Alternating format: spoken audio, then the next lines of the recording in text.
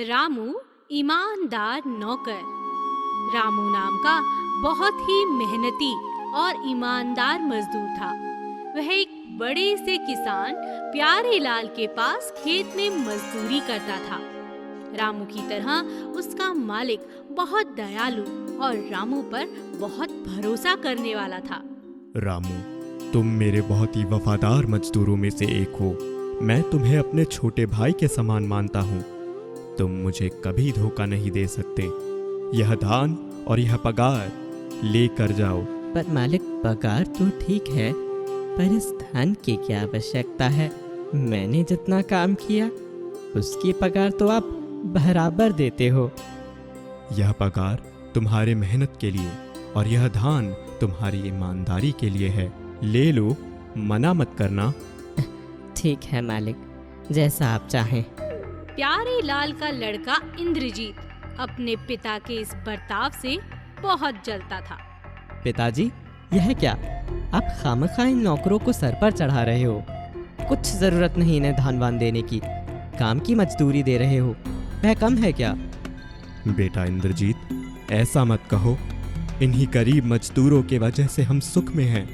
यदि यह ईमानदार रामू इतने बड़े खेत में मेहनत नहीं करेगा तो हमें भी खाना नहीं मिलेगा।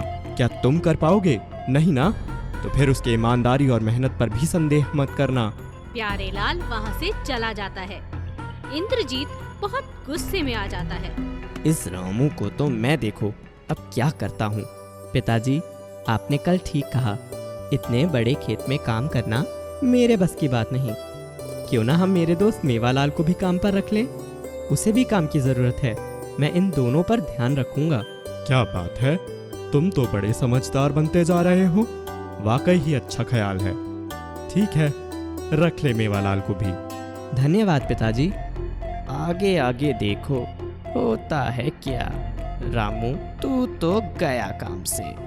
एक दिन रामू को सबक सिखाने के लिए इंद्रजीत और मेवालाल एक योजना बनाते हैं। सुनो रामू, इस बैलगाड़ी में जो धान भरा है वह तुम शहर के व्यापारी को दे आना और जाते जाते पहले इस नई गाय को खेत में बांधकर फिर आगे जाना। जी मालिक, जैसा आप कहें। रामू बैलगाड़ी को लेकर चल देता है। आधे रास्ते में आने के बाद वह गाय को जब छोड़ने जाता है तो गाय जोर से लात मार देती है। हे भगवान, ये क्या हो गया? यह गाय ने तो मेरा चलना मुश्किल कर दिया। अब मैं धान कैसे लेकर जाऊंगा? हे भगवान, यह क्या? मेरी बैलगाड़ी कहाँ गई? सारा धान कोई चोरी कर गया। अब मैं क्या करूं? दूसरे दिन रामू धीरे धीरे जब खेत पर आया तो मालिक इंद्रजीत और मेवालाल सामने खड़े थे। देखिए पिताजी, यह कामचोर अब आ रहा है और इसने धान भी चुरा लिया। व्यापारी के पास एक बोरी कम पहुंची है। मैं खुद मिलकर आया हूँ। नहीं नहीं मालिक, यह गलत है। भला मैं ऐसा क्यों करूँगा? आप जो मुझे देते हैं उसमें मैं खुश हूँ, तो फिर मैं ऐसा क्यों करूँगा भला? मुझे तो कोई गाय ने लात मारी थी। मैं वहीं बेहोश पड़ा था। जब आँख खुली तो बैलगाड़ी के साथ धान भी गायब था। यह तुमने ठीक नहीं किया रामू। इतने पुराने नौकर होकर ऐसा काम कर दिया। मुझे बहुत दुख हुआ। इसकी सजा जरूर मिलेगी तुम्हें। यह सुनकर मेवालाल और इंद्रजीत बहुत खुश होते हैं। बेटा इंद्रजीत, जरा वो लाठी तो लाना। जी पिताजी, अभी लाता हूँ। इंद्रजीत खुश होकर लाठी ला देता है और दिल ही दिल में बहुत खुश हो जाता है। प्यारे लाल लाठी लेकर मेवालाल और इंद्रजीत को मारना शुरू करता है। हाँ, हाँ, मत मारिए, मत मारिए। चोर तो यह है, आप हमें क्यों मार रहे हो? जब रामू को चोरी ही करनी थी तो वह काम पर वापस क्यों आता?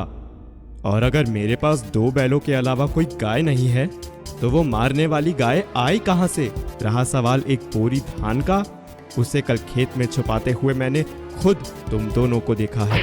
प्यारे लाल फिर से पीटना शुरू करता है। मत मारिए मालिक, जाने दीजिए। यह फिर ऐसा नहीं करेंगे। देखी इसकी ईमानदारी। तुम उससे निकालने की सोच रहे थे और वह तुम्हें बचा रहा है। मेवालाल, अब यहाँ से भाग जाओ। हमें ऐसे नौकर की जरूरत नहीं। और इंद्रजीत, तुम कल से रामू के साथ खेतों में उसका हाथ बटाओगे।